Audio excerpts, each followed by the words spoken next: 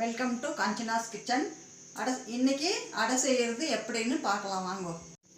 காஞ்ச மிளகா ஒரு 8 மெம்பர், பூண்டு ஒரு 2, பூண்டு ஒரு 2, சோம்பு ஒரு ஸ்பூனு, இஞ்சி ஒரு பெரிய துண்டு, வெங்காயம் கொஞ்சம், கருவேப்பிலை ஒரு ஆர்க்கு. இதெல்லாம் மிக்சியில் போட்டுக்கலாம். எல்லாம் மிக்சியில் போட்டு அரைச்சின்னு வந்துட்டு அப்புறம்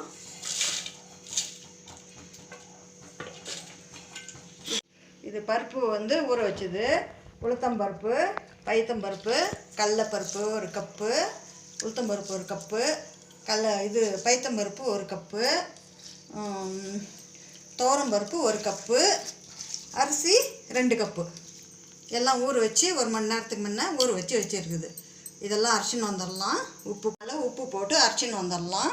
அரைச்சின்னு வந்துட்டு அப்புறமா அடை ஊற்றுறத காமிக்கலாம். தேங்காய், கொத்தமல்லி, பச்சை மிளகா 2, பூண்டு, வறுகடலை, கொத்தமல்லி, வெங்காயம் சிறுசா பொடியாக நறுக்கின வெங்காயம், உப்பு தேவையான அளவு உப்பு,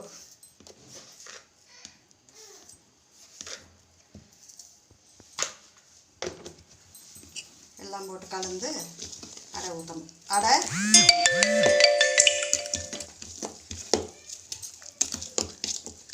இதான்.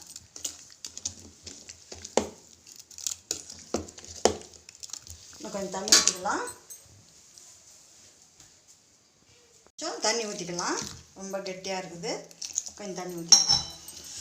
கொத்தமல்லி, கருவேப்பிலை எல்லாம் போட்டு அரிசின்னு வச்சுட்டுக்குது. இப்போ சட்னி போட்டு இப்போ அடை வார்த்து சொல்கிறேன். இது சட்னி: தேங்காய், கடலை, வறுகடலை, கொத்தமல்லி, பச்சை மிளகா, பூண்டு, உப்பு போட்டுக்கலாம். அரிசின்னு வந்துடலாம்.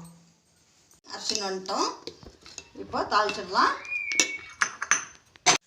கடுகு,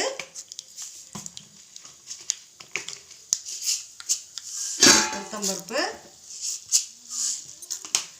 கருவேப்பிலை,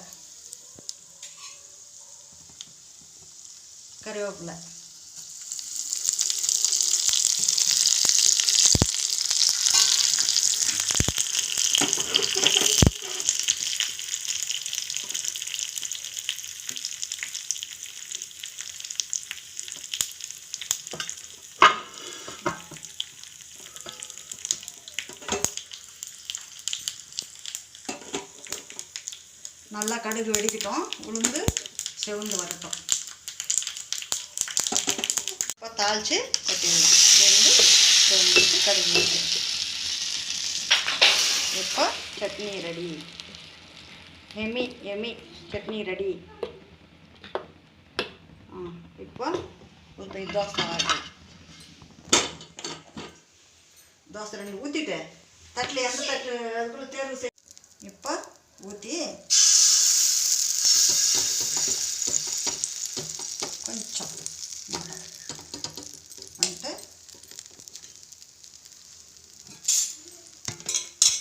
ஆயில் ஊற்றி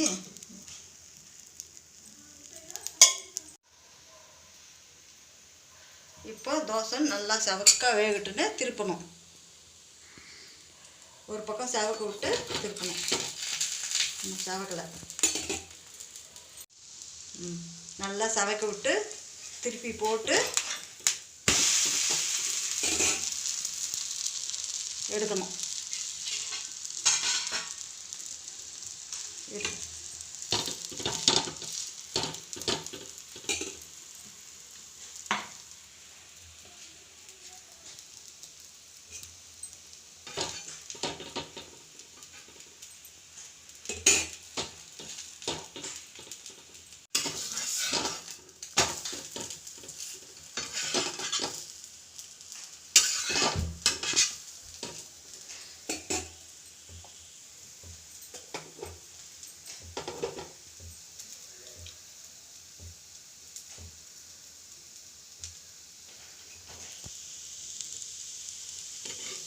நல்லா சாப்பிடும்.